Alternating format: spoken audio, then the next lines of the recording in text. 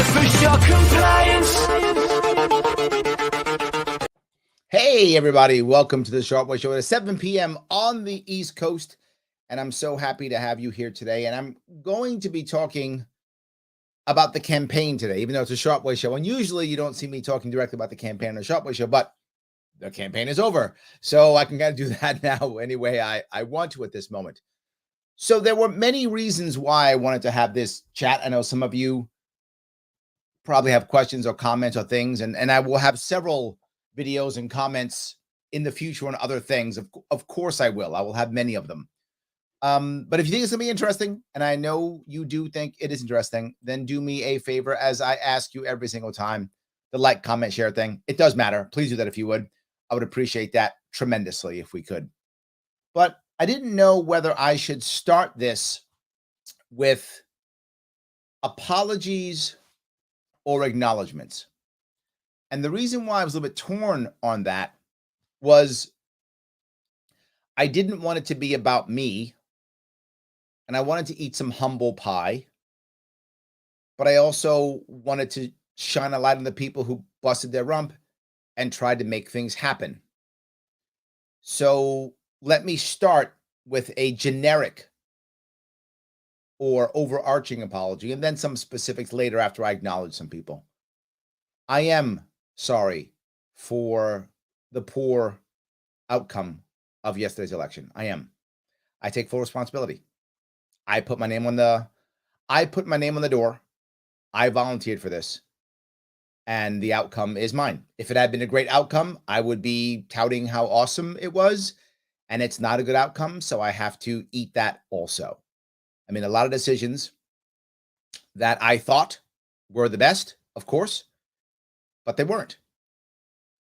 They weren't.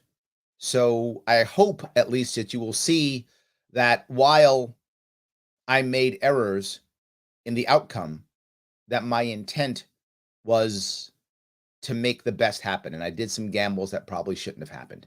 I'll detail some of them a bit later. But the first thing I want to bring up here is I want to say thank you to some people who I didn't do a good enough job of this last time I ran. And I need to make more phone calls. I'm way behind on phone calls. If you haven't gotten a call from me, it's because I'm just way behind on calls. I was up late last night, slept in today, trying to catch up on things. So that is an issue. But I want to say thank you to some people who I think just don't ever get thank you'd. And that's a couple people in the LP, Andrew Colsty and Cody Anderson. Two people who really did a lot of behind the scenes things that people don't often notice. And I want to say thank you publicly to both of you. Cody Anderson got behind me to the best of his ability as the chair. Andrew Colsty did a lot of stuff behind the scenes as the treasurer at the time. He's now the chair, but he did a lot of work. And I want to say thank you to those guys. You often don't get thank yous, so let me publicly thank you. As well as Laura Newell, who was the treasurer, trying to deal with the monster that was the petitioning. I mean, it was a disaster. And for us, we just didn't have enough of the team that I wanted to have. Most of our team from last time wasn't there. But my treasurer for the campaign, who was Jeff Mata. So thank you, Jeff. I know you did a lot of work. You were ill at one point and you still stepped up. So Jeff Mata, thank you. And some of the people who won the campaign last time, of course, Craig Miles was jumping through hoops, doing everything he possibly could. And I appreciate that tremendously. Nate Gable also busted his rump. The sign guy kept doing that too. So thank you, Nate. Daniel Donnelly was a trooper like there was no tomorrow, doing everything he could to help out and try very hard. And of course, the one who I love so much, Missy Richmond, who was with me last time too, as was Craig, and just stayed on board the entire time, doing so much work that I asked for, and they just kept showing up. And Dennis Consorti, who was, I threw him into stuff that he was like, what the hell is this? And like the professional that he is, he somehow figured out how to muddle through the stuff that I threw him at. I was teasing him. He said, Larry, I like solving problems. I said, I got problems for you then. I got tons of them that I got for you. And I threw a lot of problems at him. And he handled it as best he could, knowing virtually nothing in this world. This wasn't his world. And he did as best he could. And the people who just showed up to make things happen. Things like, you know, Bill O'Donnell, Sean Hannon, my policy team, Chris Skelly. I'm probably missing people. Eric, I mean, these people just showed up constantly. Jerome Bell. I'm probably missing some of the people who I'm probably missing some of them. But if I miss some of you, I'm sorry. I'm trying to do this off the cuff because I don't want you to think. I want you to know I'm doing this from my heart, right? People who really showed up and did a lot of stuff that Pete Clark and his entire crew. Oh my God, you guys were amazing. People who showed up constantly. Sam, gonna say your name wrong. Sam Sanfrello? Oh, I forgot. Actually, I see your name online all the time. I know you, Sam, but you know who I'm talking about, right? Rebecca Gardner. Oh my God, who shows up? I mean, these people just show up. It's so good. Thank you for people who just show up. I love this. It's so important. I can't tell you how it motivates me. The people who drove for me, Michelle and Andrew out of Allegheny County. Jeff Bradley, what a trooper you were, man. Brother, how you so often were there when I needed you. I appreciate that tremendously. And the people who showed up in the media too, who just did the stuff that I wanted to do, and they did. From Spike Cohen, Maj Toure, who showed up whenever I needed him to show up. Andrew Heaton, the mighty Heaton, who showed up when I needed him to show up. Of course, Chrissy Mayer, who has been such a great trooper for me, like such a great trooper, so good. She's really been so good for me. And of course, the only Kennedy was the only mainstream person who put me on when I was in trouble was Kennedy. By the way, I'll be on Kennedy tomorrow night. So yes, her too. So many people. I hope that I didn't miss. I'm sure I did, but for people that I missed, I do know what you guys did, and I appreciate everything that you did. Right, I do. I see you on the chat, John McLaughlin. Oh my God, you show up and you're online. You're a warrior for me, brother. Thank you so much. So while I'll say thank you, Shelly, you showed up so many times. You have been so good. Phil, you drove for me. You showed up for me. You are a web warrior. I mean, thank you guys for what you've done, the work you've put out there. So many of you. Phil Vecchio, sorry, I should be clear, and Shelly Stoltz. So I should be clear who they are. Yes, you've done so much. Don't think I haven't seen it. Don't think we didn't know. We couldn't have moved as many people as we moved without all of you. I wish this team could get more accolades. I wish I had more to show for all the work that we did, but I don't. So while I will say thank you to all those people, I will also say that I'm sorry. And I have a special sorry for someone too. Many sorries, but a special one is Will Schmidt. Will Schmidt, I wish we had worked together last time when I had a better, harder core campaign, but I didn't. This campaign was broken from the start. It just was.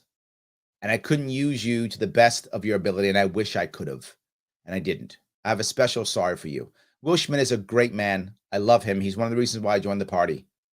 And he was my controller candidate, and I won him as controller candidate last time too, but he wasn't ready for it then. He was ready for it now. Sadly, Will, I was ready for you I was last time, and you were ready for me this time. We just didn't match. So I am sorry that didn't come together as I wish it had come together, but it just didn't. So I have a special sorry there. Also, I think I want to bring up some of the errors that I made and why I made them. Most of the time, the errors that I made was because I had too much trust in the system and the people in the system. And wow, was that disappointing. The errors that I made in 2018, I made none of them this time, right? I mean, the one advantage I will say is I did not make any of the same mistakes that I made in 2018. So I guess that's a good thing, right? I didn't make any of those. I made a whole series of new mistakes. And every time that I made an error when I was thinking too much about the people in the system. I thought there's no way they would go that far, right? I didn't think they would. And I was wrong. Many of you were angry at me when I was trying to create a coalition. You didn't like it. I know many of you were. And you attacked me heavily. Some of you were really mean to me. It's fine. You did what you thought was right. But some of you were mean to me. You attacked me heavily. In the long run, maybe you were right. Maybe I shouldn't have tried that. But I thought it made the most sense because I wanted to gamble for real impact. I believed in my heart this was an existential threat. If we lost this thing completely, we'd be in real trouble. And to be forward, I think we are in real trouble. I do. I think we're in real trouble. And that's why I rolled the dice. I rolled the dice on putting together a coalition of conservatives, Republicans, libertarians, forward party people, unite people, which are basically kind of right-leaning Democrats, and never Trumper Republicans. I tried to put them all together. I thought that was the best chance of victory. And to be forward, I think that was the best chance of victory. I still do. Like, I still think that plan was the right plan. The problem is the people involved didn't want to win. And I don't mean that in a way that says, oh, Larry, I'm mad at that. No, it's my mistake. They didn't want to win. They wanted to grift. And I thought naively that if I gave them a plan that could get you a win, it would be worth it. That is what I believed. And I was wrong. I thought I could do that, but I was wrong. The reality of it is they didn't care. They just wanted to grift. And it's obvious. I told all of you what would happen with the Republican. I told you he'd initially have a lot of money. Then initially he'd run out of money. And when he ran out of money, he'd be in trouble. And then he'd wind up losing by 5 or 10 points. And he lost by 6 points, 7 points, whatever. Exactly what I said was going to happen. Because of course it was. But I tried to make that happen. And when it didn't happen, I thought of maybe quitting. I did. And I thought of quitting because the team that I wanted, I couldn't get. The people who were so critical and had learned everything from 2018, I couldn't get them. They weren't available anymore. They weren't there anymore. And some of you were mad that I even thought about it. And I got a lot of hell from you guys about that, right? I wanted to bring Jim Rosenbeck back. Jim Rosenbeck, for those of you, some of you mad at Jim Rosenbeck. I don't care if you're mad at him again. The guy was amazing in getting me ballot access in 2018. Amazing. I wanted him. Couldn't get him. He's in Florida. Wouldn't come back. Couldn't get Jim Rosenbeck. I wanted him. I thought I was going to get him.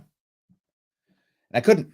I wanted Carrie Bittner, who was awesome. Carrie Bittner was my campaign manager in 2018 at the end. When I finally had a really good campaign manager who was working really hard, she was the one. Wasn't right for her. She couldn't do it. She couldn't do it. Couldn't have her. So a lot of people that I wanted, Zach McClanahan, he was in Missouri. I couldn't have him. He was big part of my team. Couldn't have him. I thought, okay, even though I couldn't have all these guys, I thought, you know what? If I don't do this, who else is going to do it? I could do it, right? Dennis Consorti's smart. He's savvy. He'll do it. I'll bring as many of the team possible back. I didn't have most of my my policy team. Russ Clark didn't come back. Mike didn't come back. Trish didn't come back. I didn't have them either. None of them came back from 2018. And somehow I had to put together a new policy. But you guys still did great.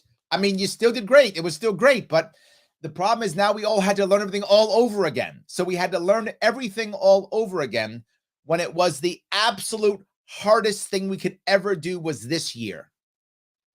Like, this was the hardest we could ever do this year, and I had to go at it with a new team, and it was hard. Did I think about quitting? Of course I did. Of course I did.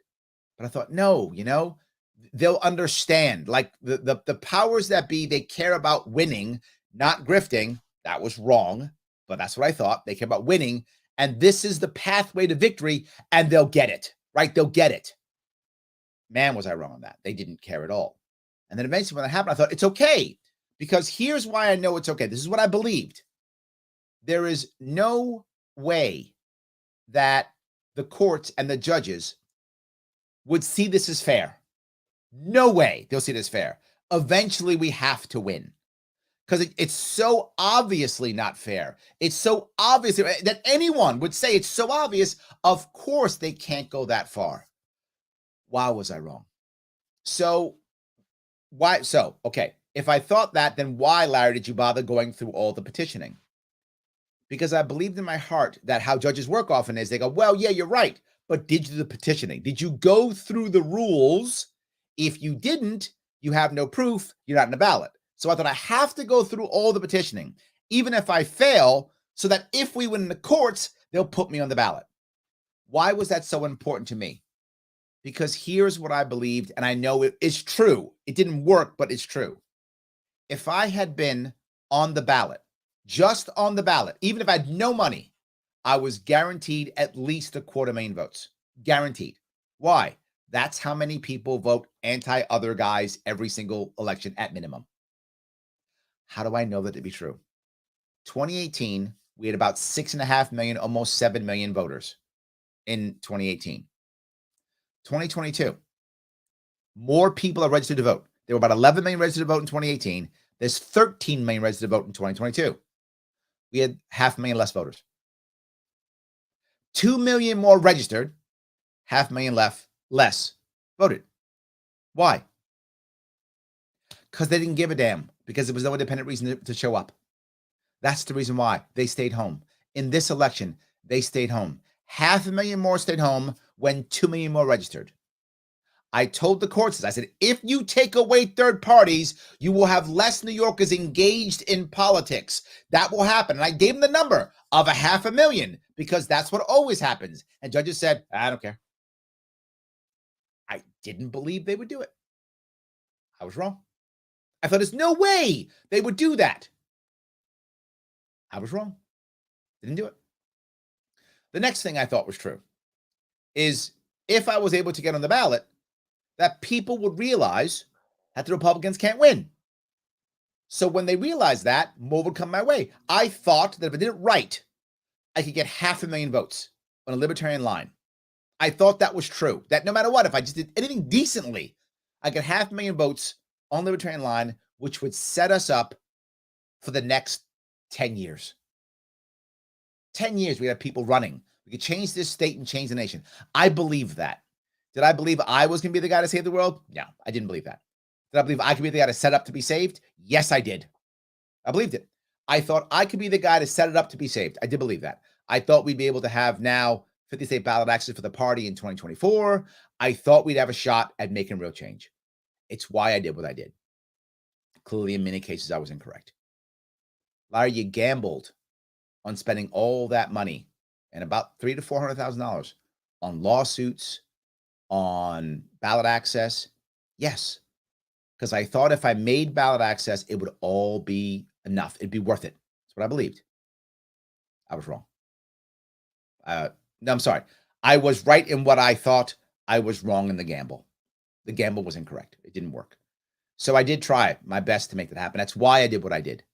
I take responsibility for those. I made those decisions. Nobody else did. Everyone else gave me their opinion, but the decision to not quit was mine.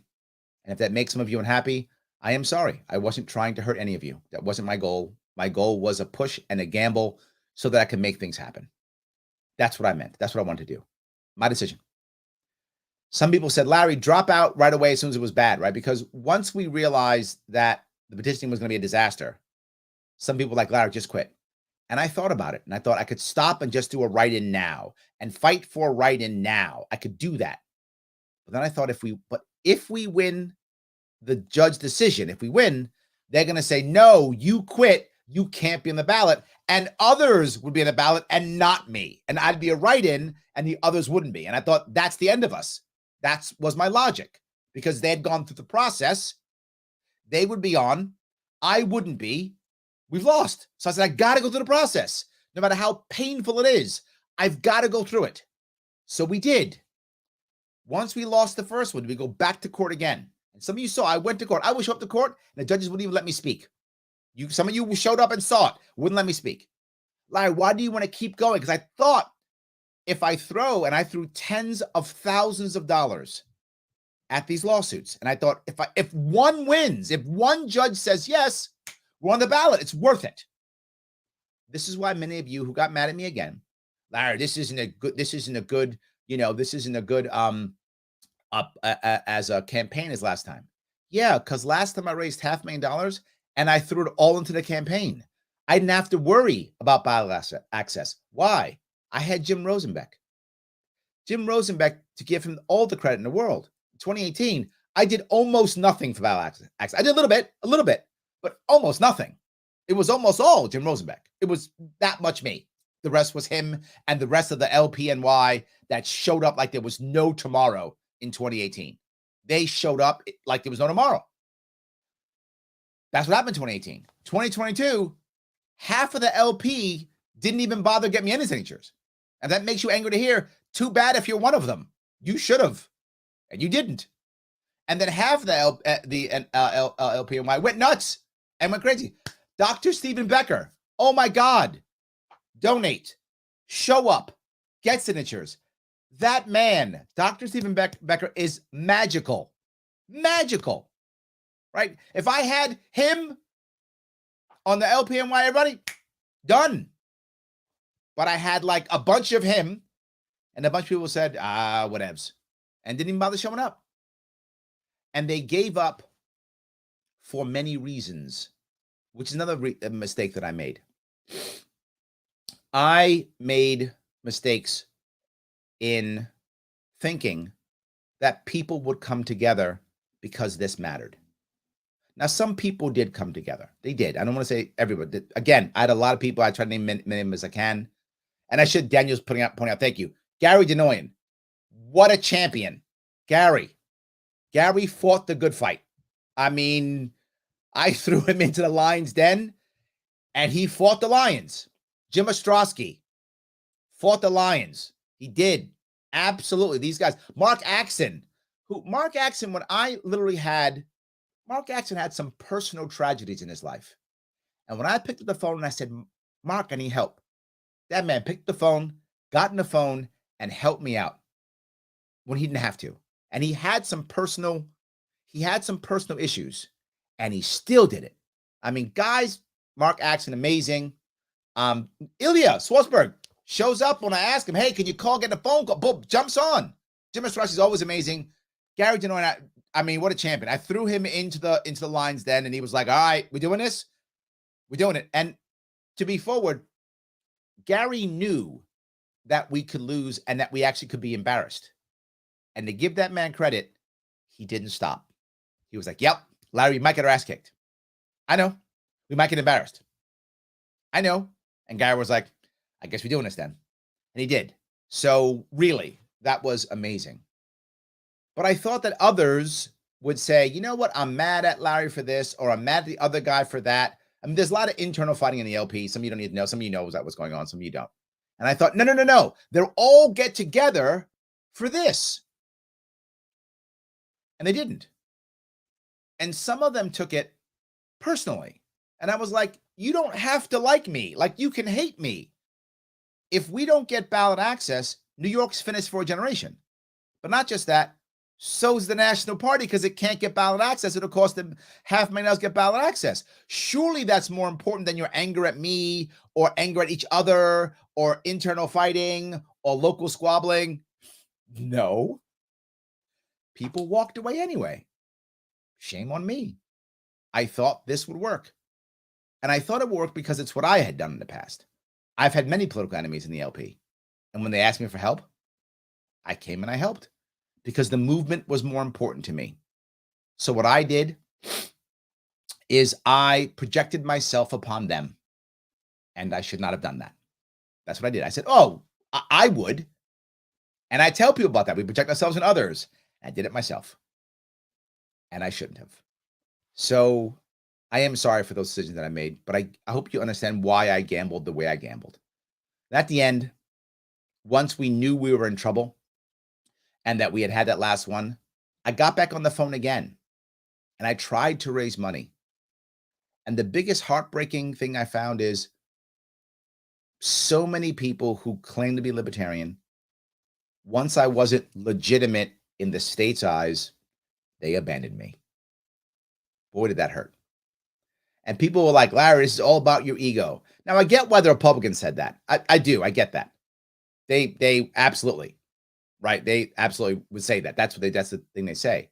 But there were libertarians who said, Larry, this is about your ego. I'm like, do you know me? Like, do you know me? Why would you say that? I literally am embarrassed daily online, attacked online. I had to have the cops at my house more than once. Yes, threatens. Like, yes, that's for my ego. But people said that. Again, I get why Republicans would say that. That's the talking points they gave. But there were people who knew me who said that. Wow, that was hurtful. And got mad and made an excuse to not help out, not do anything. So that constantly. But I thought, no, you'll get it. You won't think it's Larry's ego, because I didn't make the rule that it's only the governor candidate. I didn't do that, right? The state made that rule. I didn't make it. So it has to be about me because I'm the guy running for governor. But so many of you realize when I'm not running, what do? Literally, I support others. That's all I do when I'm not running. That's all I do. You've seen me raise money, help people, give advice constantly. Now was my time to run. And I thought they'll put it all away and they'll help me here. Not because they love me. I hope they do, but because it's a bigger picture. Without New York, we're screwed. Man, was I wrong. And I apologize for that too. Where I've been wrong is when I've thought that people wouldn't act out. And it's a lesson that I've learned, and I apologize for that. I wish I had done better in that regard, and I hadn't. So I wanted to let you know I wanted to give a lot of people shout outs, people who have done so much for me, who've shown up when others wouldn't, who showed up when I needed them. I appreciate you who've done that. And I know I say all the time that showing up matters, and some of you might think that's kind of like a joke or a thing I say. No, because it energizes me too when I see you show up, because then I go, okay, it's worth it. For those of you who don't know, I don't work when I do this. So I just take a year off. My family's not happy about this, as you can imagine, as you would assume. But I do it because I thought it mattered. So why would I be so transparent in my thought process? Why would I tell you all these things? Because as always, I want you to know where my head is and who I am and how I think. Otherwise, why? I'm asking you to support me, right? I'm asking you to believe in me. That's what I'm asking you to do. I can't do that if you don't trust me. So I am transparent when I do well and when I screw up. Sadly, I've been screwing up often, but I'm still transparent so that you know who I am and what I'm thinking. As I say all the time, I can have you mad at me. I can have you think I'm wrong. I can't have you not trust me. That is unacceptable. You got to trust me. Otherwise, what are we doing here? Right? What are we doing if you can't trust me? So that's why I do all these things. And I hope at least that part was clear. Why did I push for the write-in at the end when people said, Larry, just quit? And I could have quit. And a lot of people actually asked me to quit. They said, Larry, don't do this. Just stop. You're going to get your ass kicked. It's going to be bad. And I said, I know. I knew the odds of us getting 130,000, 2% were slim. I was aware of that. I knew that was going to happen. That would be tough to get. But I thought 2 or 3 things. One of them, what kind of example am I setting if I quit? The vast majority of libertarians aren't going to win. That's true. Do they just stop when it's obvious they're not going to win? That's been our way for literally decades. Oh, I'm not going to get what I want. Let me quit. Let me walk away. We just saw that guy in Arizona do that. Oh, I'm not going to win. Quit, walk away. How good was that? That was a terrible idea. So I'm not doing that. There were too many people who were running who also were going to lose. And I had to be in solidarity with them and with all of you. Because that was the second thing. While there were some people who told me to quit, there were a lot of you who said, no, Larry, I believe in you. And a lot of you gave me your time, your money, your energy, your support. How am I going to quit on you? I can't do that. So I didn't.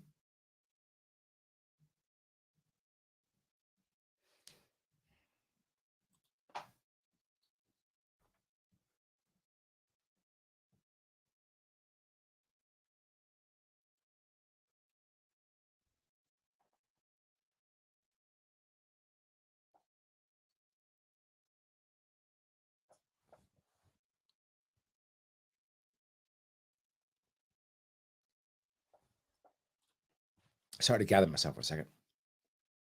So I didn't. So I had to keep going. I knew I would die on that beach. I died on it. It's fine. I will take a lot of ribbing for this. I know. But I couldn't quit. I didn't want to. I wanted to accept the failure as I should, right? As I should. So I did. And I accept it. But I want to make sure that others will follow. If I'm going to sit here in the future, and I will in the future, tell others, God damn it, you better not quit. I'm going to do that because that's who I am. As you will hear me say all the time, I don't get to point my finger at you until I point my finger at myself. And I'm going to point my finger at you. So I've got to point the finger at myself first. So I have to stay in and take the ass whipping, because when you're running, and some of you are going to run, I'm going to point my finger at you and say, take your ass whipping. And I can't do that if I don't do it. So I did. Second time in a row. It's fine. It is what it is. That's what we have to do. And we have to show people that we're real. That if you invest in our campaign, it is an investment. If you are a Republican or conservative right now, and you put your time and money into the Republican candidate, if you did that right now, right? You literally threw your money away. You threw your time away. You threw everything away is what you did if you put your money into the conservative Republican candidate this year in New York State. You literally threw your money in the garbage. If you put it into me, you invested it. Because not only am I still here, but I will be assisting others. So you actually invested in this one. And that's what I wanted you to understand. There were many lessons learned, lots of them. And the advantage is I will now be able to share them with others. People who want to run again, people who want to do this again, I will be able to share this with others. And now they'll learn. And if you ask me, I'll help. I always do. Even people get mad at me when they ask me. I still help them. It doesn't matter. I'm going to. So we'll keep going. LarrySharpe.com and the policy that we put together is still literally a policy library for libertarians. You can still go there and take all the policies you want. You can still do that, right? You can still do it. So it still exists for people to go there and check out and use. So we still have that there. We create policy all the time. In fact, Jerome Bell, who's on the team, he said we should start doing some of our policy meetings publicly. And we may start that so that people can see how we go from A to B. I think Chris Skelly is actually is watching now, and he's actually part of the policy team. He's running, by the way, if you guys don't know, Chris Skelly is actually running for city council here in New York City. So please get behind him if you can. So with that in mind, he was thinking maybe we should start showing people how we do policy, because no one else is a policy team but us. So maybe we'll do that. I mean, that's possible too. So the lessons we learned, we will pass on. The time, money, and energy that you put into this campaign will not have gone to waste. It will be another investment. The one thing that I'm very proud of, and I couldn't do without all you guys, is we crossed the state again. We did. We crossed it again. The 5th time in a row, we've done 5 full Sharpes. We crossed the state, all 62 counties, 2018, 2019, 2020, 2021, 2022, all of them, right? We did all of them. So we're not going to stop. I'm trying to show you with my example, not force, as a libertarian, this is the right way of doing it. How could I have known that Lee Zeldin was going to lose by 5 to 10 points? Because I have magic powers? No. Do I do polling? Yes, but not that much this year. We couldn't afford it. But more because I crossed the state. Literally, I don't go fundraiser to fundraiser to fundraiser like the Republican Democrats do. I go vape shop to diner to restaurant, to gun shop. And I meet people. And I know when they're telling me their problems and no one is giving them answers, they're not motivated to vote because there's no answer for their problem. And that's one of our biggest issues. So there are some other lessons. I'm going to cover some of the pieces that I think were disappointing for me. One of them is how many people immediately rushed back to the left-right paradigm when I was the only one who supported them. I'll give you some examples. Gun owners. I was the only one who supports them, and they ran back to the Republican Party. Sad. Fathers who are battered in family law didn't vote for me. Didn't show up, didn't vote for me. Didn't. Only one who brought about their issues. Corrections officers. Only one who brought their issues. Didn't vote for me. That is frustrating. It's frustrating that I'm the only one who has an answer. I'm the one telling them that I care about them. I'm telling their stories publicly, and they would still walk away in the end and go, nah, but there's a chance he might win. And they bought the chance he might win lie that's been told to them for literally 22 years now. And they keep buying it. Man, is that frustrating. Man, is that frustrating. But it happened again and again. I'm not sure how to get around that yet. That's a lesson I've got to somehow figure out how to get around that. But man, it's not working. I guess if I look at what the future is, and I'm unsure what the future is before you right now. I mean, yesterday was the election. I'm unsure what the future is. I've got to figure that out soon, obviously. But here's what I know. We're not going to stop. That I know. We're not going to stop.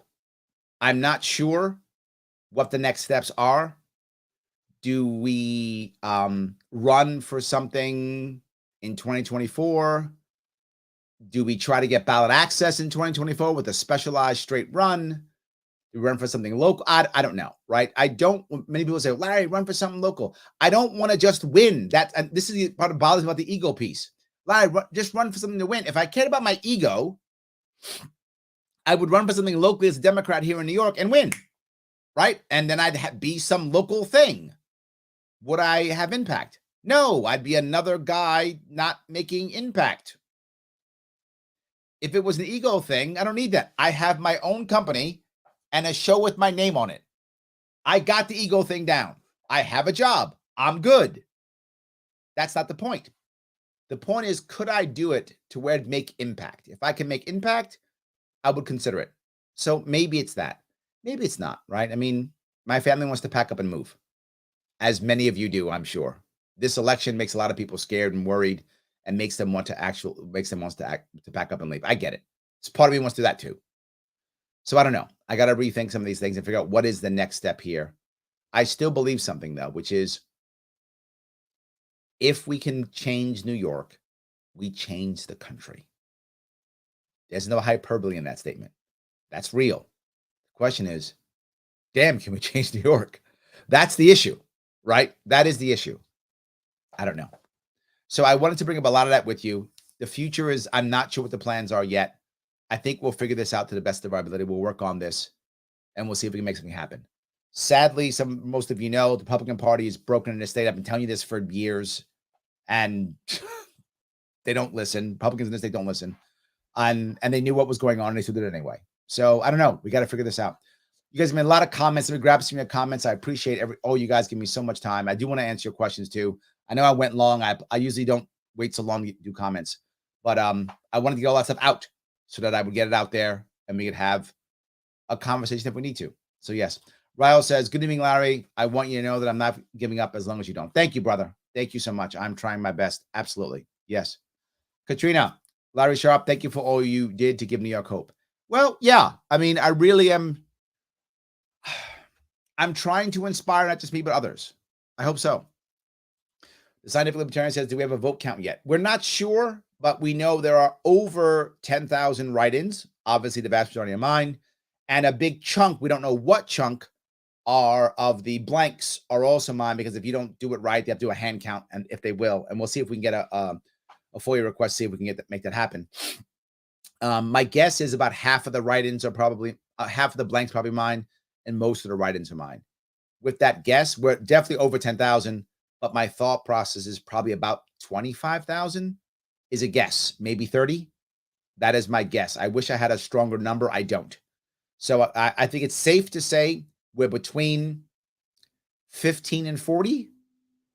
And I think 25 is a solid number to guess. We got 25,000. And it makes sense. That number makes sense because there are about 30,000 before we got booted off the list. There were about 30,000 registered libertarians in New York State. So getting 25,000 votes from those libertarians makes sense. So my guess would be about 25,000, which for write-in is a lot. That's a lot for write-in, and that's a nice, good thing. It's a lot. But the impact is minimal, which is what's sad. I wish it was more. So I hope that answers your question. So yes. All right. Let's say here. Gregor says, how could they elect that evil Kathy?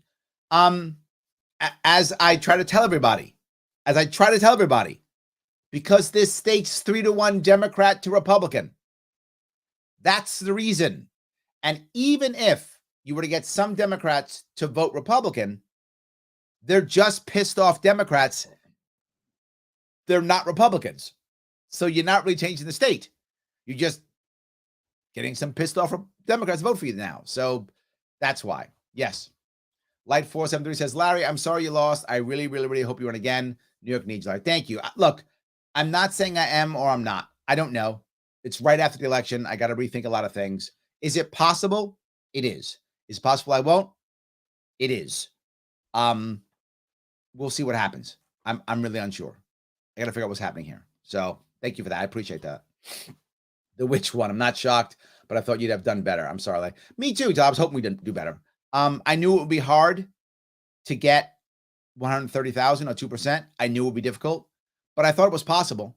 Sadly, not enough. Not enough. And the thing is, I saw it. I saw so many people who had supported me before mad at me, like angry. The amount of vitriol I got was insane.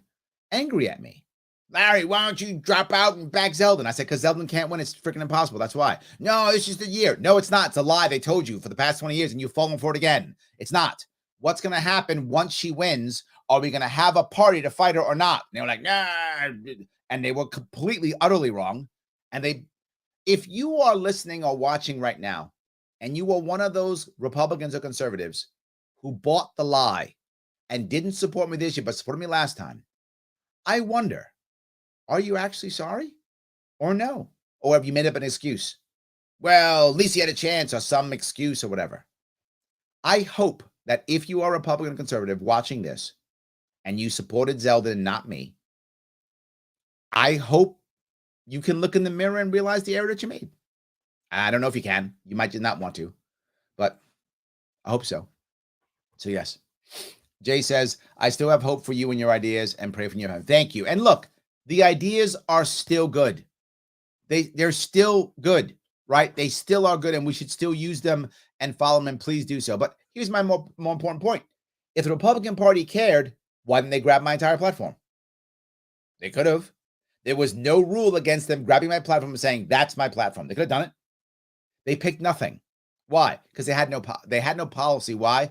And here's the part. If you are Republican or conservative, you really have to get in your head. They knew they couldn't win. I want you to think for a moment, if you are that Republican or conservative who supported them this time, do you really think I'm the only guy who figured that out? Right? Nobody else figured that out, only me. Right? I mean, that does land, right? I'm not the only guy who could figure that out and called it 9 months ago and told you exactly what would happen. And what happened. The other day, I was on last night. I was on a show. They were talking about why didn't Zeldin slowly move up? The reason is he ran out of money. I'm on the record saying, I said, at the end of the campaign, he's going to run out of money. People said, why? He's going to raise tons of money. He's going to raise $30 million. That's what he said. And I said, no, he's not. I know how fundraising works. I've run this before. Once people think you can't win, the fundraising goes away. And when it was obvious he was going to lose, and when it was obvious they had no policy, he was just yelling, cops for everything. That was his entire policy. When it was obvious, the big fundraisers walked away from him. He had no money. So he had to go to get money from Trump. And then when that wasn't enough, what did he do? He started making up polls. People use polls to raise money. Remember when in the polls he was ahead? Remember that he was ahead? He's close. Remember that? Those were all push polls so that you would give him more money. If you're a Republican or conservative and you fell for that push poll, understand, they knew they were lying. Let me say it again. They knew they were lying, and they took your money knowing they were going to lose. Well, Larry, you did. No, I didn't. I told you give me money so I can get ballot access. I knew I couldn't win at one point. Earlier on, I had a plan to win. I told you that. And I was saying what my plan was to win. And I asked for money so I could win. I had a plan to win. Once I couldn't win, I stopped saying I was going to win. I said, give me the money so I can get ballot access. Sadly, most people didn't want to give me money for that. And my money dried up too. We didn't have enough money to push on for that final lawsuit. And by the way, to give Gary props, Gary Denoyan was up for it. He was ready to go do it. He would have done it. We didn't have the cash. We just couldn't do it. So anyway, if you are Republican and conservative, know that they knew they couldn't win. They put bogus push polls out to sucker you into giving them money, lied to you about it, took your money. And now Nick Langworthy, who was maybe still is the leader of the Republican Party, is now a congressman. Prepared to grift. So he got a congressional seat. He didn't tell you that when he was running for. Did he tell you he was going to run for Congress, become a congressman, when he was telling you he was going to be the leader of the Republican Party? Oh, he didn't say that, did he? He didn't tell you that, did he? Then he jumped in. But Larry, you had to. It was somebody else. No. There was Carl Palladino, who he stabbed in the back so that he could take that seat. Somebody was there. Nope. Lee Zeldin, a month from now, will either be a lobbyist somewhere or he'll be in a high-powered law firm. He had $12 million of your dollars to give out to his friends to make that happen. That's how that works. So thank you for that. I do appreciate that. But yep, that's kind of how it works. So yes. Jimmy says, would you consider running for a more local position in which the chances of election will be much greater? As I mentioned, Jimmy, if it doesn't make impact, for what? So I can say I won something? That's for ego, right? That's for ego. I don't want to do that. I've already gone. Look, if you haven't run for anything, I mean, you meaning you, not you, Jimmy, but you generically, you probably should run for someone local. So you can learn how things work, get your butt kicked if you're going to get it kicked, or get a close, amazing victory at a local level. It's a good idea. You learn to make change, all those things. But I've already stepped up to the governor. I jumped right into the top of the game. I learned my lesson at the top of the game, harder and more, and obviously more open. Everyone watched me fall on my face. But yes, why would I do that? It doesn't make any sense to me, but I appreciate it. That's not true. If I thought like I could say, if I honestly believed that maybe I could beat AOC, if I thought that was possible, it isn't in my district. But if I thought that I might, if I thought I could actually beat her, I don't think I could. If I thought I could beat, maybe. Unless there's another option too, though, which I guess I should be thinking about, Jimmy. It wouldn't be to run. It would be to raise awareness for the next run, maybe. Maybe. I would consider it, I guess. Depends on the issue. I'd consider it. You're making me rethink now. See, Jimmy, it's your fault. Making me rethink stuff. Pete, the awesome dude that you are. Thank you, Pete. I appreciate that. Thank you. Larry, I want to thank you for busting your ass. New York doesn't deserve you. Let's vote with our feet and get the pluck out of here. I feel that all the time. I'm telling you, Tennessee's calling me, but we'll see. Dr. Becker, thank you. No one worked harder than you. Thank you. Thank you. Thank you too, my friend. You showed up. You physically showed up. You set up things. You're online working. You donated. I couldn't have done it without you. And you got signatures. Nothing but props to you. Nothing but props. Sam, no reason to apologize against a rigged system. I think the only people who need to apologize are the ones who threw us off the ballot and still didn't win. And they lost Alliance Let's Culture. Yes, Sam. And by the way, Sam, thank you too, brother. You show up, you donate, you are a trooper. Thank you. You are some of the, God, if I had more of you and Dr. Becker. Oh my God. Yes. Thank you for all you do. You have shown up. You have done the work. Thank you. You are amazing. So yes, this is a valid point. If you're part of the Conservative Party, Republican Party that threw me off the ballot, that literally went to court, that spent money to throw me off the ballot, realizing I was your only chance at actual victory. Just imagine for a second. I'm going to give you so many different ideas. Knucklehead Zeldin lost by about, 6 points? Is that about right? I said between 5 and 10. I think he lost by 6 points. 6 points. I was literally polling at 6 points. Can you imagine if, I don't know, a month after the ballot access rules, he gets in the ballot, he realizes he can't raise any more money, and he goes, you know what? I can't raise any more money. People don't think I'm going to win. I'm going to drop out. We're going to back Larry Sharpe. I mean, obviously that's utter fantasy, right? Utter fantasy. Sake of argument, just so we can be in a fantasy world for a second. He goes, I can't raise my money. It's a disaster. I don't want to go to Trump. I'm going to bail. I'm just going to bail. And he bails, and they back me. I would have won the election. I'm not making that up.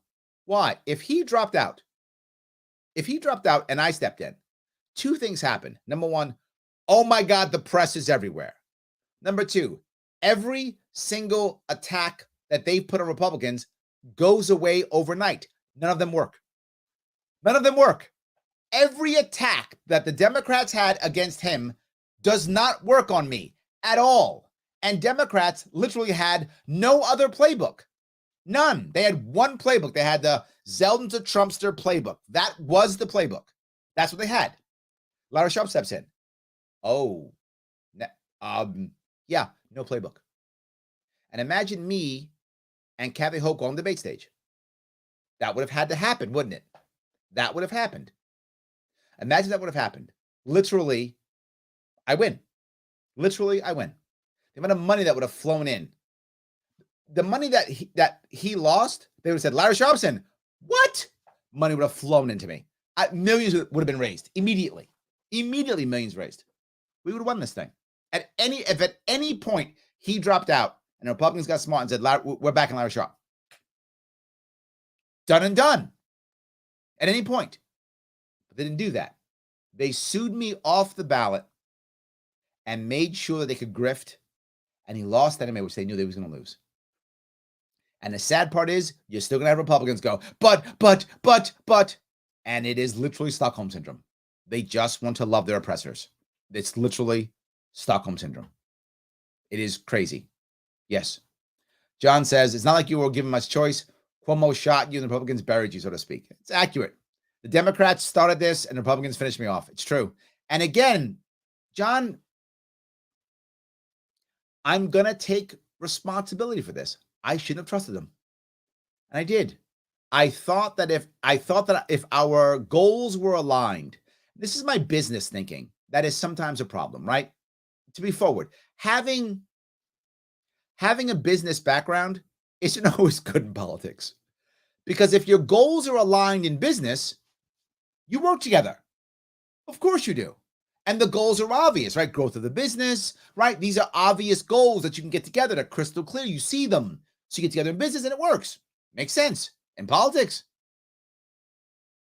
the goals are each one of us gripped as much as possible. Well, that's not my goal. And I thought our goals were aligned. They weren't. That was silly of me. I shouldn't have trusted them. And I did. And I trusted them, I think, if I can explain my folly. I trusted them because I wanted it to work and I knew it could work. And I wanted to believe we could actually fix New York. I wanted to believe it. So I did. Because if I was right and they actually did the right thing, we would have won this thing. Literally, we would have won this thing.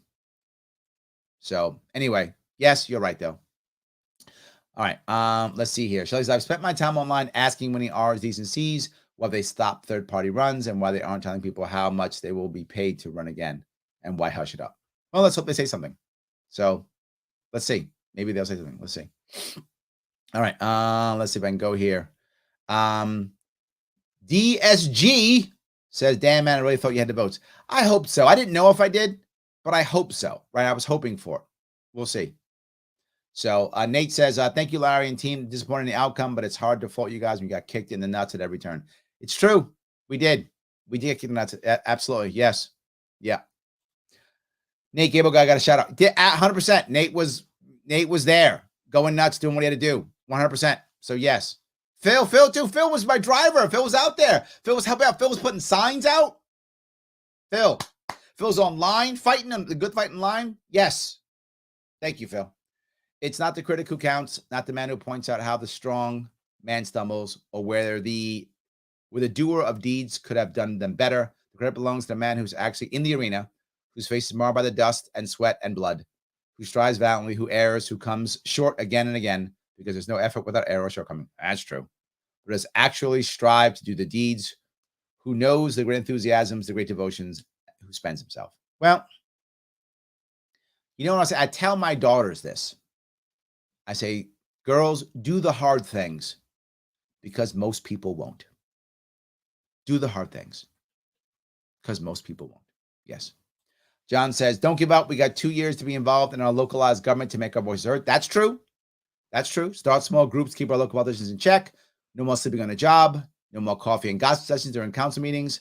Let's make the gold ripple of the counties and cover the state. Let's go gold. Well, here's what I'll say. To be clear, New York State will go gold before it will go red. I've been saying that forever. New York State is not going to go red. That is It's not going to go red. That's a fantasy they've been lying and telling you forever. It's not going to happen. But it can go gold. I know Democrats do vote for me. That's true. Democrats support me. It does happen. So it does go, it can go gold. Eventually people will figure this out, I hope, or we're just going to keep getting bluer and bluer and bluer. Yeah. Chris Kelly, there's the man himself right there, running for city council here in New York City. I'm proud of the policy work we put out there, Larry. Me too, brother. It's good stuff. It's good stuff, and people should watch it. And if you're running, you should be grabbing it to the best of your abilities. Just cut and paste. Grab that stuff. Take it. And I would say it's yours. I don't care who you are. Joe Schmo, you want to run? You want to take my stuff? Say it's yours. And then call Chris and ask him to help you out understanding it. He can walk you through some stuff. So if you're running, call Chris so he can walk you through stuff. All good. 100%. Yes. So, all right. Katrina says, do you have growth in voting numbers from last election? No, because last time I was on the ballot. When I was on the ballot, I got about 100,000 votes. And now I got about probably 25,000. So no. Again, is it good for a write-in? I mean, we got about 20,000 people to get off the couch, show up in an election booth, and write my name in. It's pretty good. Just not impactful for this. So yeah, just not impactful right now. So yes. So we are trying to do, Anyway, Shelly says, your whole team was great, but Cody and Laura know my disability and accommodated me so I could help with the campaign. See, that's amazing. Absolutely. Yes. Hunter, Chrissy's awesome. She is. Rebecca, yes, 100%. Rebecca shows up. She shows up. If there's an event near her, she goes out of her way. She shows up. We were getting signatures together. We were literally at events together. We're handing out stuff at booths together. Rebecca shows up. She shows up and she gives. You want her on your team. Yes, and yes. She's amazing. I'm so glad that we had her. So, Pete, this is Saturday, man. Brother, I feel the same way about you. Pete's awesome. Shows up, does the work, there all the time. Yes. If we had more people doing this, we could win this thing. Yes. Cipriana also shows up. Cipriana, we're in her area. She's there. Yes. Thank you. Thank you for showing up so much. Yes, absolutely. Daniel, the man himself, who has jumped through magical hoops. I don't even know how. Yes, saying Chrissy Mayer helped. She did. Chrissy Mayer has helped in multiple ways. She put me on her show when it was possible. She's hooked me up with other people to get me on other shows. She's been very good. She's a champ. I'm so happy. Promoted to other people that she actually wrote me in. Amazing. Yes, nothing but good. Absolutely, nothing but good. So yes. All right. Andrew says, we got in not because it's easy, but because it's hard. Yes. Justin, you too. Justin helping me out with the Meeskogs. Thank you. You too. Yes. Out there putting stuff together. I appreciate it tremendously. Trying to make things happen. Trying to help me out with the with National. Also, Justin, doing the work. Thank you, my friend. 100%. Yes. And William is awesome. And I am sorry that I couldn't use him. I wish I could have used him more. Absolutely. I certainly appreciate you running, Larry. You know what? I wish more people would. But yes, I do appreciate that. Yes. And you showed up too. You and you brought, yes, you brought your man with you. Yes. Again, thank you so much. Thank you for fighting, Larry. I'll never forget voting for you. I appreciate it. Yes, we're still going. Yes. Jason says, love you, Larry. I know three is of us. Three of us. Okay. Three of us won. My small fan. Yes, voted for you. Thank you. Yes. Thank you, Jason. I appreciate that. Yes. Every one of those does matter. 100%. So yes. Chris says, I love your humbleness, Larry. The world needs men like you. Thank you for that. But it doesn't always. Sometimes people just want straight aggression and strength. Sometimes they want that. And do I get mad? Sometimes I do. But if you're just mad for mad's sake and it's not being helpful, then why do it? Right? If anger is going to help you, then use it. Sometimes I lose my temper. I'm still just human. But as I said, Katrina, I'm going to make mistakes. And if I'm this guy who's I'm always perfect and I know everything and I'm always perfect and I know everything, when I make a mistake, then I've got to lie about it. I have to lie about it then, right? If I'm always perfect and I never make a mistake because I'm so awesome, now I screw up, I got to lie about it. Well, now I'm caught in lies. Half these guys up top, they are caught in lies. I don't want to be that guy, right? I don't want to be that guy. Ira says, remember there's 2026. So you don't like me, Ira? You trying to punish me already? You trying to punish me already? Yes, absolutely. Tyler says, honestly, I honestly could never be angry with you, Larry. You did what you could, but the system is weighted against you. It's true. It was, but it doesn't mean I don't take responsibility. I do. So yes.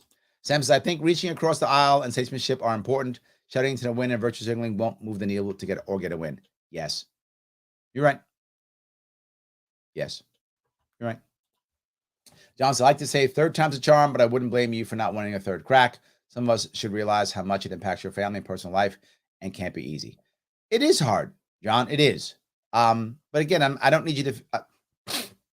I hope I've set an example for someone else who feels they might be in the right spot to do this. That's my hope, right? I hope there's someone going, I saw Larry do it. All right, you know what? That sucks, but I could do that. Even though it sucks, I'll take it. I hope that will happen if it's not me next time. I hope someone else can do it. I hope so. We'll see. I thought that this year in New York State, it was me or nobody. And so that meant it was me. Let's hope 2026, it isn't that. Let's hope it isn't me or nobody. Let's hope. Donnie, how are you, Donnie? Your errors should be learned from, but you never have to be sorry to us over it. You are an inspiration to so many people. Thank you. One of the beautiful things about our movement is the community we've created. Yes. When the dust settles, we will have stood up for what is right, and we have each other. Very true. I think you're right. Very true. We do try. Yes. So, will they even count your votes? Probably not. The odds are we will have to get a FOIA request, and we'll have to count them ourselves. Probably. That's my assumption, but I'm not sure about that. We'll see. We'll see if we can make that happen. So we'll see. So, all right. Yes, Carrie. Shout out to Carrie. Carrie Bittner's amazing, and she did help out, right? Carrie Bittner was very good. She wasn't able, because of her personal issues, she wasn't able to be the campaign manager, which is fine. It's the case. However, she helped out. Like if I needed her, she would reach out here or there. She donated a lot of money to the campaign too. So Carrie was amazing. I wish I could add as part of the team, but look, we all have family and things to do, and I wish everybody could just stop their life and run my campaign for a year. That would be awesome. Not everyone can do it. That's how it works. So yes. Oh, my wife, Georgia. Okay. It's my wife. So very proud of you. I wish others saw how much of your time, energy, resource were dedicated to the race to give New York voters a choice. You thought tremendously, and you are a true role model by which these politicians should follow. Sadly, this is our loss, not yours. Oh, look at that. My wife actually behind me on this one. Thank you. Is that really her? I'm kidding. I'm teasing. I'm just teasing. I do put her through a lot. That is true. I do put her through a lot. It's true. So Daniel Donnelly says, Dennis Consortium transcended all sorts of challenges during this campaign. He did. I threw Dennis a lot of stuff. Like, here's more stuff. I just threw it at him. And he was like, now what? And he somehow figured it out. So yes. Yes, he did. Absolutely. Tara Wombat says, Larry's the last good faith actor in New York politics. God, I hope not. I hope there's more. We'll see. Yes. Paula says, also heard on talk radio today, New Yorkers being interviewed about Hochul versus Zeldin. They all sound defeated and said that Hochul and Zeldin are two sides of the same coin. It did not matter who won. Well, then why didn't you guys get behind me? Yes, but yeah, you're right. That's why they didn't vote. Absolutely. Yes. DSG says New York courts don't give a F. Correct. That's an accurate statement. The whole system needs to be overhauled. Yes. 100% correct. I was shocked by the level of don't give a F. I was shocked by the level of that. It was so high. I did not believe it could be that high. Yeah. So, statistical inference. Yeah, but you are combining all the third parties. They wouldn't all just vote for you. Each Greens would just vote Dem. Yeah, no, that wasn't the plan, right? You're right if I just did that. That's true. But even if I just did that, and I did, by the way, I asked the Greens to not run. I said, please don't get signatures. Don't run. Instead, I'll give you one of my seats, right? I'll give you the AG, or I'll give you something, right? That you could have one of the seats on my list, and then we'll run together, and we'll get in the ballot. We'll get ballot access, and you'll have a seat at the table in the Libertarian Party, right? You'll have a seat. And they were like, nope. Now, don't get me wrong. Would Libertarians been mad? Maybe. But we could have gotten a ballot. We'll take a couple Greens in the Libertarian Party and we'll deal with it. It's fine. If we're that open of a party, we should be able to take some Greens in the party and we'll deal with it, right? It's fine. To get ballot access, to have independent party, I was prepared to do that. I was prepared to give them one of the 5. There were 5 total slots for the statewide. I'll give them 1. Let's run. Let's do this. Let's get a party. And what would have happened after the party, after we got the party, the Greens would be able to vote and to get into the Libertarian Party too. Great. Then we'll have some Greens Libertarian Party. That's what would have happened. And the Greens were like, nope, we're going to die on our own hill. And they did. So even if I would have gotten all of the third parties and Republicans would have blown me off, we still would have had enough people to get a party that we would have had to share in some way. And it might have been challenging, right? You probably would have been challenging, but so what? We'd have a party. We'd have a way of fighting. We would have a way of fighting to move forward. It wouldn't have been perfect, but it wouldn't have been nothing. But if I could have got the Republicans on board and the Conservatives on board, then we win. So that would be the goal. Obviously, it didn't work. So yes, that was the goal. So, let's say here, Zeldin lost by 400,000 votes. Sharpe got less than 30,000. It would have made a difference. It would have made a difference if we had our 50. Maybe. Look, the reality of it is, once I couldn't get on the ballot and I couldn't afford to raise money for the final appeal, and that was in October when that actually hit. That was like there was like a month left. At that point, when I just couldn't get the money, people just weren't prepared to give me any more money. At that point, there was no way I could affect the election.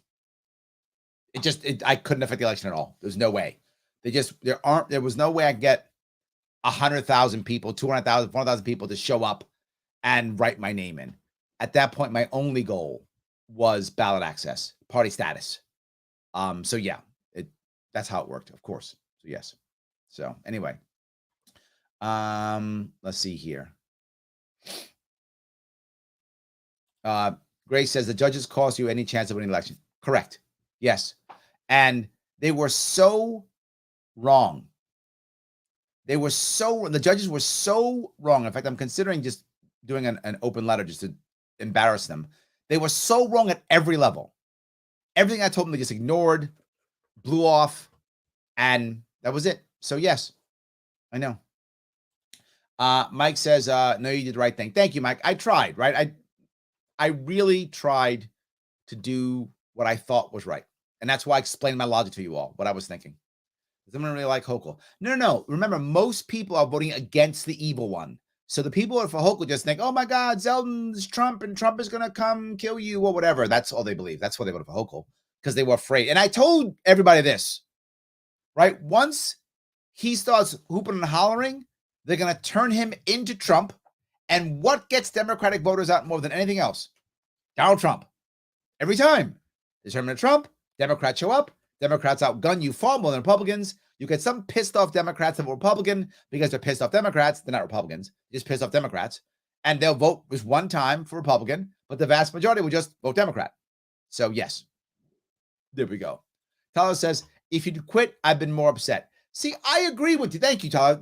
That actually makes me feel good. Thank you for saying that, because that actually makes me feel better. Because I really didn't want to quit. I didn't want to.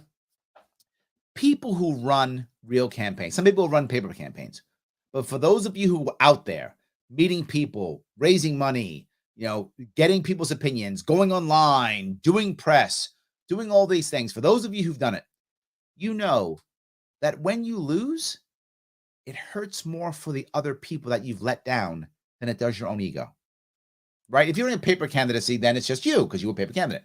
That's fine. If that makes sense for you, it's fine. But if you're out there running, like I was out there running, it bothers me more that I let you down than it does for my own failure. I mean, both hurt, of course. But when you thank you for that, that does make me feel better. Thank you. Yes. Christopher says, not being allowed on the ballot, cut your base in half instantly, 100%. Otherwise, probably the vote. Yes. If I was on the ballot, I would have got at least 250,000 votes, just out of people who didn't want the other two, at least, if not more. So yes, 100%.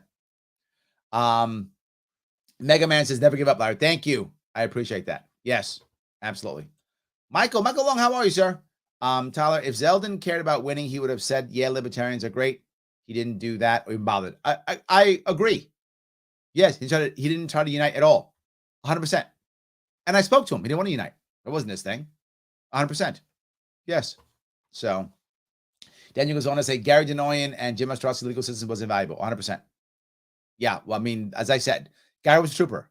Gary threw himself into the I threw Gary into the lines then. And he was like, okay, we're fighting this. Yes, absolutely. Tim O'Connor, I got you signatures. I also got the people to get you. Yeah, Tim, thank you. Let me bring up Tim.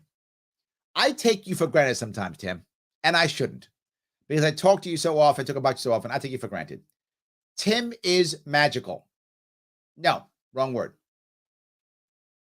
Tim is magical is the wrong word. Tim is, he is a presence.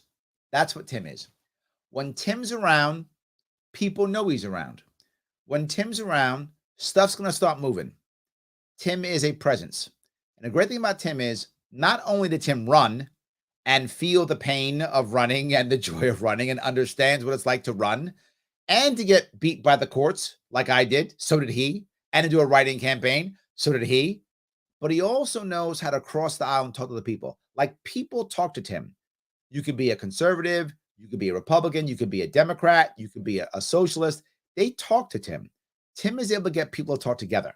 That's he does great. And he gets out there and somehow he works and still gets stuff done. You will see Tim show up when he has to show up, get stuff done, and get others to help too. If we had more Tims, this is you see, this is a thing that is crazy about this campaign versus the last campaign. In 2018, I had a couple of superstars, but a lot of people who did a little. Like, a lot of people did a little in 2018. This one, I had people who did almost nothing. And then people who were superstars, like Steve Becker, Tim O'Connor, these guys were just doing everything. Craig Miles was doing everything. Like, just everything. And there were so many people who were doing so much this time. So when I say that some people didn't show up, I hope guys like you, Tim, Daniel Donnelly, Dr. Becker, Jeff Bradley, both Michelle and Andrew out of Allegheny County, all you guys, and I just keep saying, Sean Hannon, Bill O'Donnell, you people did so much. Pete Clark, you did so much. And there's so many others that almost nothing. So it's a big gap that we had this time, Tim, that we didn't have last time. The gap wasn't so big last time. So thank you for all of you. I can't name, I forget so many of you who've done so much. I forget to name all you guys. So many of you done so many things. I appreciate all the work you've done. Amazing. I really do. And Josh, you are the warrior here online. I appreciate it tremendously. It is crazy. I see you all the time, but this, but that, but this, but that. And you think it doesn't matter? It does. Why do I mean this? If you're just some Democrat or Republican going back and forth online, you're probably not moving anybody. It doesn't matter. It's just Trump's evil, Trump's great, back and forth. But when we have those conversations in the liberty world, we often don't change the mind of the guy we're arguing with or the gal we're arguing with, but we change a lot of minds of people watching. And Josh, you do that. Thank you for that. You do that. Thank you. Yes. So, Gray says the LP focused on you and it should have focused on New York and the party. Did they? I'm not sure. I'm not sure. I don't know. Yes. So, Andrew, yes, you heard my shout out to you earlier. Thank you so much, Andrew. Yes, we needed that. Correct. Yes. So I don't think we made either of those to be. It'll be actually 130 will be higher because we have less than 6.5 million people voting. So 130 will be higher. People didn't vote as much as they were going to. So yes, it will. If I don't know how we're gonna pull 130,000 write-in votes out of this, Andrew, if you got some magic, brother, we could use it now. If you got some magic, now would be the time, right? So if you got some, let's do it. Rebecca, woman herself, thank you so much as always. Been supporting you since 2016 and will continue to do so until I can leave this state for a better life. Let's hope we can make some repairs, Rebecca. You don't have to leave. But thank you. Yes, Rebecca's always there. If it's the area, she's there. Guaranteed. She's going to be there. Again, and we've done all this stuff together, like hanging out at events, talking trash, handing out stuff at booths, getting signatures. Rebecca's been right next to me the whole time. So yes, absolutely. So thank you again, 100%. So, Andrew says we won't know till the requests are fulfilled. You know what? I hope you're right. Maybe Andrew's right. Maybe all of a sudden it'll happen. Who knows? So, Casper, great podcast earlier with Allison Moreau. Yes, for you guys who don't know, I was on Allison Moreau's podcast. So if you want to watch that, that was earlier today at 5. So thank you for that, Casper. I'm glad you watched that. Yes, absolutely. I'm glad you did watch that. That was great. So, Ruckaman says, I wrote you in last night. Thank you. Yes. Lyndon says, one thing I was taught in a no-win situation or where things go south, have a good reason for the decision you made. Can't be angry if you thought it through. Thank you, Lyndon. And I hope you understand what I was thinking, right? I thought in my heart that if I could get us to that point of the ballot, it would all be worth it, right? If I could just get that, it would all be worth it. All the pain, all the fighting, everything's worth it. And if I get that win, then people would say, oh, he's got a shot, maybe, and the money would come in too. I rolled the dice on the courts. I did. And some of you guys came and saw it. I rolled the dice on the courts. It didn't work. Yes. Daniel says, you were right. Hoka won and Lee gets to join a law firm or some crap and forget about us. Yes, it's what I said literally months ago. It's literally months ago. Yes. Chelsea, thank you for you. Chelsea, thank you for showing up. Thank you for doing what you do too. I see you. You show up, you help out, you donate, you're online fighting. Thank you. It matters. Absolutely. Yes. Thank you. Rockman says, Howie Hogan's think, but he didn't. We did a debate together, me and him. And that's the piece, right? Some of you don't like Howie because he's a socialist. And I get why you wouldn't. I do, because he's a socialist. I get that. But Howie's an honest man and an honest broker. He doesn't go, shut up. Just listen. He doesn't do that. Howie tells you how he feels, and we have an honest back and forth. He believes he's right. Obviously, he's wrong. He's a socialist. But he believes he's right, and he tells you that. And his intentions are clear. And if you have a good faith actor who will just have the honest argument, how can you be mad at that, even if they're wrong? He's an honest man who has a good faith argument. I'm in. I'm a big Howie fan. Absolutely. So Mike says, I wish I had your drive. People ask me sometimes, like, Larry, how do you get up in the morning, right? Don't you just want to cry some days? Of course I do. Just a person. Of course I'm hurt sometimes or bothered or just want to, throw my head in my hands and cry or just want to veg out and watch TV or whatever. Of course.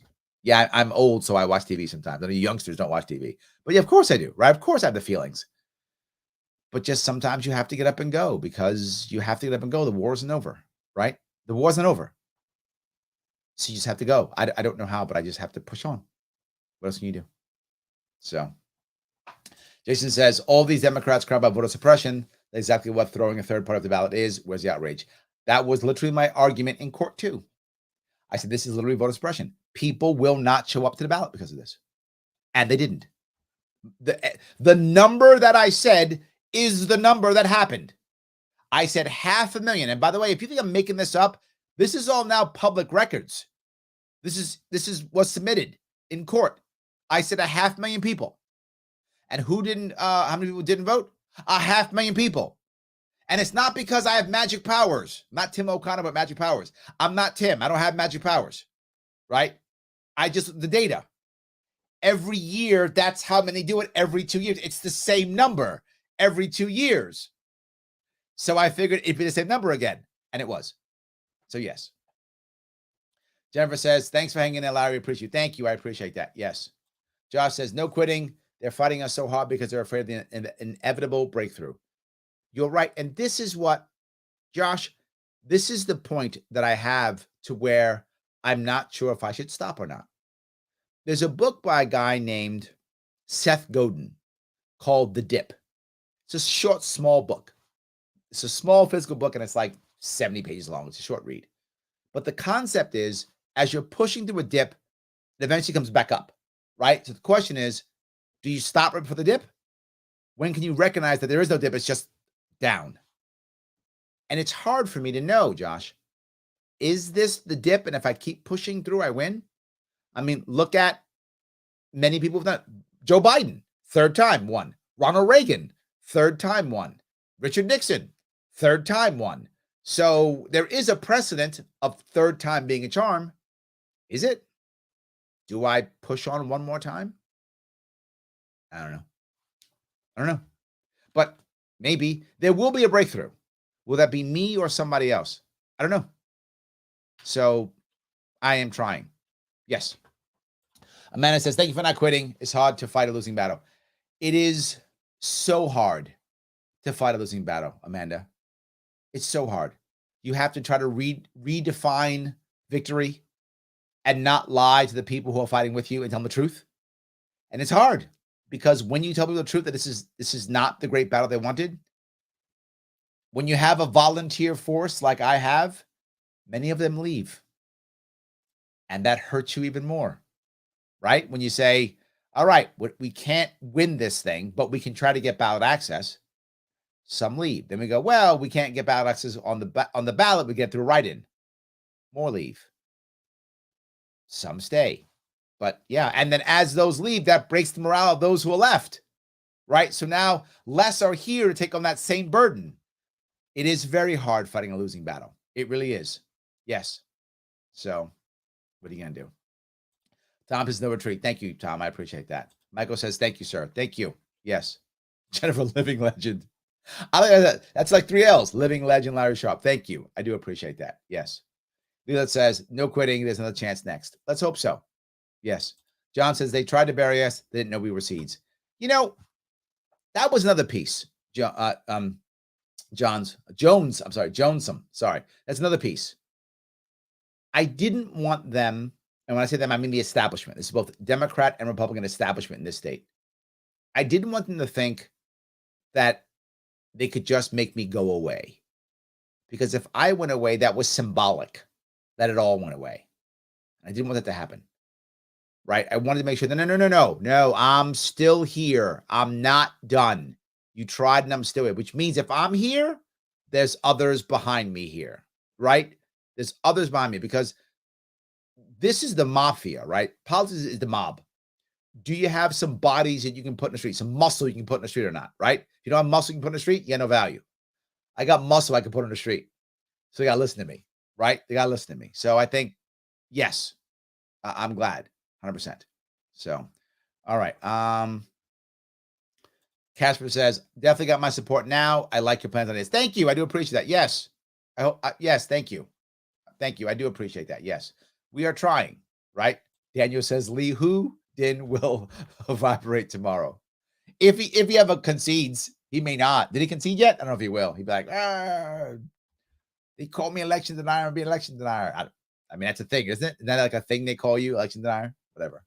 So, Sibanaj, Larry, you're the perfect example of what a politician should be. You have nothing to be sorry for. The whole establishment was against making our lives better. I appreciate everything you have done. Thank you. Thank you. I'm trying. Yes. Yes. Joseph says, today has been a very depressing day for me, too, with the fact that New York is still blue. I had a feeling it would be. When nothing's changed, and the fact that even in my district couldn't fill the congressional seat. Oh, flip the congressional seat. Yeah. In my area, and all the politicians just staying the same. Yes. They're just going to keep ripping everybody off. Yes, Joseph. Yes. I can compare it to the last time my team lost Super Bowl or a big football game. Type of deflating feeling that I felt throughout the day today. I'm starting to feel better now, though. Joseph, I hope so, right? It does suck, but we have to keep moving, right? That's it. Jimmy Dayton, how are you, brother? Winners never quit and quitters never win. Yep. True. Yes. Phil says, Mr. Sharpe goes to Albany.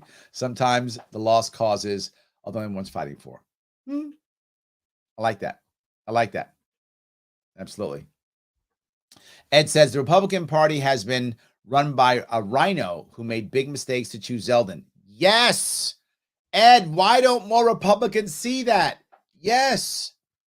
Yes. To choose Zeldin out of favoritism instead of choosing potential candidates like you who have a chance to win. Yes, yes, and yes. Yes. Imagine, look, even if it wasn't me, imagine they had put up, say, Harry Wilson.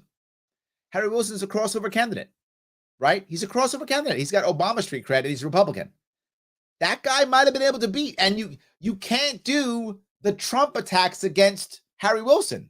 Harry Wilson actually was, if you want to crossover, now a lot of Republicans didn't like Harry Wilson because he was kind of Republican light in their eyes, right? They wanted a hardcore, back to blue. They wanted that, right? But if they had pushed Wilson instead, the hardcore back to blue Republicans still would have voted for Harry Wilson anyway. And Harry Wilson could have gotten people from the left to come over to him. That's up. Or just do Giuliani. Giuliani would motivate all the Republicans to come out. All of them will come out. If you pick Giuliani, all the Republicans come out. That's something. You get every single Republican to come out. Giuliani is a Energizer bunny. I don't know if you know him at all, but Andrew Giuliani, that guy would have gone to every county, every place, every diner, every place. He is literally the Energizer bunny. Did nothing else but that. So he didn't get all the Republicans out. That's something. Or pick Astorino. No one has more experience in this state as an executive or in New York State, other than obviously a governor, than Astorino, right? And he's run before, and he was the biggest thorn in Cuomo's side. The best chance of Cuomo's loss ever was Astorino. They had all three of those, Ed, all three, and me. I volunteered to run in their primary also, right? They had four of us. They picked one guy. To your point, the guy who can raise the most money, Zeldin. And once he won the primary, I was like, I get it. That's why they did it. It was all about the grift. And he raised the most money. He did. And they all got paid. All that money went to their consultants, right? So they all just scripted off the cash. So yeah, I get it. That's what they want to do. So, all right. Kyle says, Larry, thank you so much for everything you do. I say it all the time, but you are one of the greatest we have in the Liberty Movement and Libertarian Party. Thank you, Kyle. I appreciate that. I do my best. Thank you. Yes. Dan says, in my town, the box for writing in was very small, and they gave us a medium tip Sharpies. No pun intended. Yes, I know. The ink bled into the page and made it barely readable. I'm not convinced when it was cast. This is what Andrew was talking about doing the foil request. Some of my team thinks that about half or so, or more even, of the blank votes are actually write-in votes for me. So if all those pop up, we might get up to 50,000. It's possible. I don't think we're going to get past 50,000. I mean, maybe. Look, I hope Andrew's right, and we'll know, and we'll actually have 130. I hope that's true, right? We're going to check it out and keep going, but it doesn't look good. But maybe I'm wrong. I hope I come back here in a couple weeks and go, hey, Andrew Colste's right. We got 130,000 votes. Let's do this. I hope that's true. I really hope. I hope that's true. We'll see. So, yes. Daniel says Robert Greaves and the parental rights constitution harmed itself this time. It did. There are literally hundreds of thousands of fathers who've been battered by family court, and they didn't vote for me. They didn't last time either. They talk trash like, yeah, you care about us. They didn't go vote Republican. The Republicans don't care about you. They don't. If the Democrats were going to fix family court, they would have fixed it. They're not gonna. Republicans have never even put up a bill to fix family court. The last person to fix family court, for those you don't know, believe it or not, was actually what's the one guy who got in trouble? Oh God, I forgot the guy's name. The former AG. I don't remember his name now. But anyway, the years ago, like 15 years ago, the guy before Cuomo, whoever that guy was, the guy the guy before Cuomo, that guy, he actually was considering it, and he's Democrat. So Republicans don't care, and Democrats would have fixed it if they were going to. So yes. So Rebecca says, I have a very Dem friend who was honestly scared last night that Zell would win. Yes, because we live in the upstate red bubble. Same for True Believers. They honestly thought he'd win. Yes. Lucy pulled away the football again. 100%. Yes. Absolutely. 100%. Yes. All right. Diane says, if I still live there, you'd have my vote. I do write-ins quite a bit. Thank you. I appreciate that. Yes, DGS, Stockholm Syndrome. 100% correct. Yes, 100% correct. Casper says, you want actual change. Yes. Absolutely. Rebecca says, we have to get on the ballot for 2024 for the LB presidential vote. Rebecca, I don't know how to do that.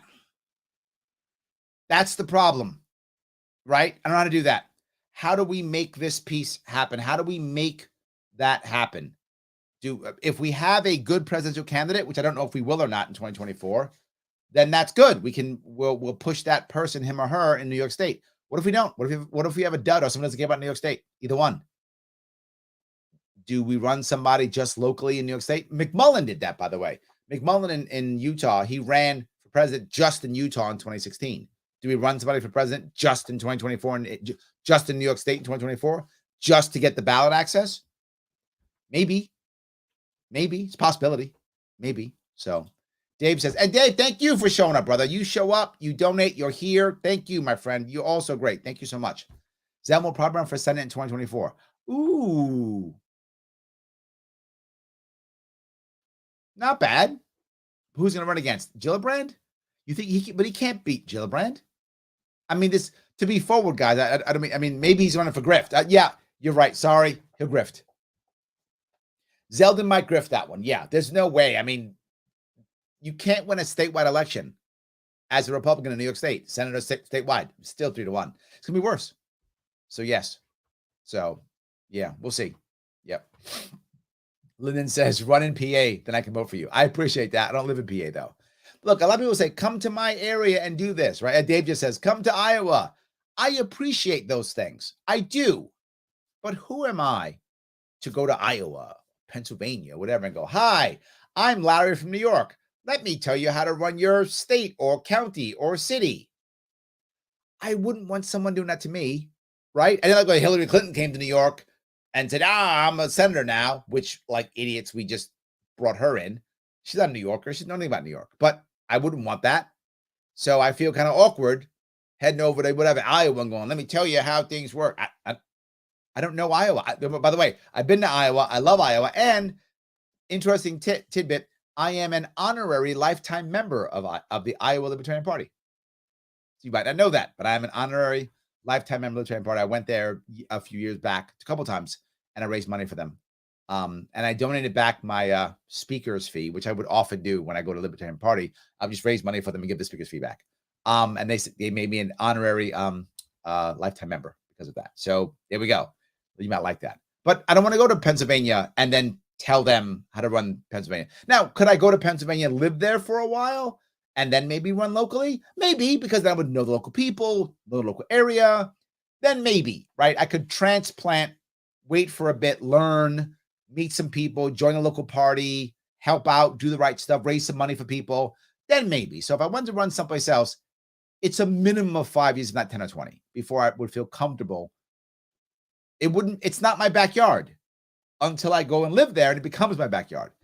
New York State's my home. It's my backyard. I don't have a problem saying and doing and working there. Everyone knows I'm here all the time. I literally cover this state every year for 5 years. So yeah, I don't have a problem with that. I would have an issue going to somebody else's state and then saying, well, my state now. I'm not sure, but I get what your point, Dave. I do appreciate that. I appreciate the offer. I do. James, how about becoming a local candidate consultant? I would consider that. That's not a bad idea. And I often do that. So yes. Phil says, move upstate, you save a fortune on gas when campaigning. That's accurate, Phil. You're right. I should move like in the middle somewhere, like maybe Syracuse or Binghamton or something, so I can drive all around faster. It's true. I could do that. Yes. Daniel's like, come to Poughkeepsie. There we go. Yes, maybe I'll do that. Also, it would be better. And I could be counter exec in a year. Well, you know what? If I moved to a county in New York State, I would feel more comfortable running for a local office because the odds are I've been there many times. I know it better, and it's still New York State. So, Daniel, it's a valid point. If I moved someplace within New York State, I would feel more comfortable running for a local office faster. I would feel more comfortable doing that. So, yes. So, yeah, I would consider that. Thank you for the idea. And I would consider something like that. But I'd have to be there for a little bit at least, right? So I kind of would understand the details of that place. So, yes. So, Nate says, thank you, Larry. I feel like you're the only politician that I believe actually listens to regular people, not just the big donors. Hope that we can see some real change in our lifetime. I hope so too. I think that's the issue. So yes. So Gary, the man himself, the man who threw himself into the lion's den and fought the big fight and knew we were going to go down swinging and kept swinging even though we went down. Thanks for everything, Larry. You're one of the best people I know. Who knew? Who knew? You know what? Tragedy or strife put us together, Gary. So awesome. I'm glad you were side by side with me when we had that fight. I appreciate it. Yes, absolutely. So, all right. Let's see if I can go down here. Grab some more. So, guys, thank you so much. Justin says, "Thank you, Larry. I love you. You had the CEO's vote. Thank you. I would talk about you, anyone who listened in my facility, but unfortunately, two people are stuck in their left-right paradigm. It's true. It's true. I actually met a couple of CEOs right out here, actually hawking Zeldin stuff in front of my polling station. I said, guys, you know that I literally visit prisons. They're like, what? Yeah, like I literally go, and for those who don't know, I will often go to a prison, and I will just go out there, and when the shift change comes, and meet CEOs that are coming in and coming out, and just talk to them, shake their hands, get their stories, because how else am I going to learn? How else am I going to know I know this is the part where my business mind is good. In this case, it's very good. What does that mean? I know that if I'm going to fix a business, I can't just talk to the leaders because they live in their own bubble. I got to get down to the person who's face to face with the customer or ground floor. I got to have that conversation. So how am I going to have prison reform, Justin? And you know that I'm preaching the choir with Justin. He knows this completely. Other people may not. How am I going to have prison reform if I don't talk to the COs, the corrections officers, who are right there rolling on the floor with these guys? They know what's happening. They're living it every single day. So shouldn't I be talking to them? Shouldn't I get their perspective on how to fix things?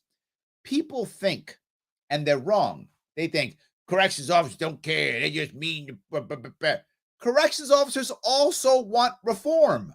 They do. They just don't want the reform that comes from some egghead professor, PhD, out of Boston, who's never been to prison before, shows up with some plan that he or she wrote on a board and says, hey, corrections officers, do this because I'm smart. And that's how it usually works. And the corrections officers go, this isn't going to work. It might have worked in that prison. Ain't going to work in this one. And then they force them to put it into play. And Justin's probably just nodding his head right now. But they force them to do the stuff. They do it. It doesn't work because it was never going to work. And they blame the corrections officers. Well, why did you guys suck? We didn't suck. The plan sucked because you never asked us about the plan. If you'd asked us, we'd have told you it was going to suck. I'm sorry. I sometimes get emotional about corrections officers because when they start yelling back the blue, people keep thinking it just back to cops. Corrections officers don't count as law enforcement? They don't, and they should. Blue is not, law enforcement is not only cops. It is cops, not taking away from cops. It is cops. It's also corrections officers, parole officers, right? It's all the people who are dealing with the toughest elements of our society. That's who they are. They're the people who are dealing with the toughest elements of our society, and they're usually forgotten. So thank you, Justin, for that vote. I like to hear that some CEOs are listening to me and know that I understand their plight and speak it often. So thank you for that. I do appreciate that. Yes. So Joe says, Joe, I know Joe left. Joe was out there rushing, doing stuff too here when he was here. Then he had to go. I still love you, Joe. I'm not mad at all. You did the right thing. I know you had issues to deal with, family and stuff. I remember. And you did the right thing. I know you did. You had to go. I just kind of wish you could have stayed. Joe was also a trooper when he was here. Joe says, you're the man, and thank you for what you've done in New York. I was ready to come home when you went. Thank you. See you to come back. Also, thank you for opening my eyes to this party and these great people on Facebook. Thank you. Yeah, I know. See, I could have got you back if I'd have won, Joe. I could have got you back. Maybe this will happen. We'll see. So, yes. So, John says, with her registration advantage, Hochul seemed to underperform. She did, to be clear. I knew it wouldn't be like last time, right? Last time, Cuomo won by about 25 points. Cuomo was much more popular, much more charismatic, right? Of course. But in this case, Hochul was she's a bad governor. She's not charismatic. She's a bad governor. So there were a bunch of pissed off Democrats that did vote Republican. There weren't more Republicans, right? In fact, in New York State, there were more people registered blank or other than there are Republicans. That's true. So there aren't any Republicans in New York State. There were a bunch of pissed off Democrats who voted. And a lot of Democrats didn't show up. They didn't care. So yes, John, you're correct. But I just knew it was over. It's almost 3-1. So it's so overwhelming. There was just no way. And Zeldin wasn't that good of a candidate. Zeldin wasn't talking about actual problems. He was just yelling crime, crime, crime, which is a problem. But there are so many people with other issues. He didn't mention any of those. So he didn't motivate people to show up and vote. So that's how I knew that. So there we go. All right. Candle Jack, can anyone explain how libertarians can't get a foothold in New York City when we've had Republican mayors before? Okay. Our last Republican mayor was Bloomberg. That should explain why we can't get a foothold in New York City. Some of you might not know this if you're not a New York City guy, a New York City person.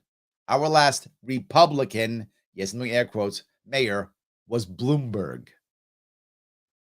Is it really Republican? Now, what about Giuliani? That was like 25 years ago. Yeah. And he was not hardcore Republican. Giuliani was Republican, but he wasn't hardcore. In many ways, he leaned Democrat. He was a moderate Republican when he ran for mayor. He was a moderate Republican, a tough on crime, moderate Republican. And I think back then, 25 years ago, yeah, that was the right answer. He was the right answer for our city at the time because we had got rid of David Dinkins, who was a terrible mayor. Let the city fall apart. He was the right guy for the right time, for sure. But since then, no, absolutely.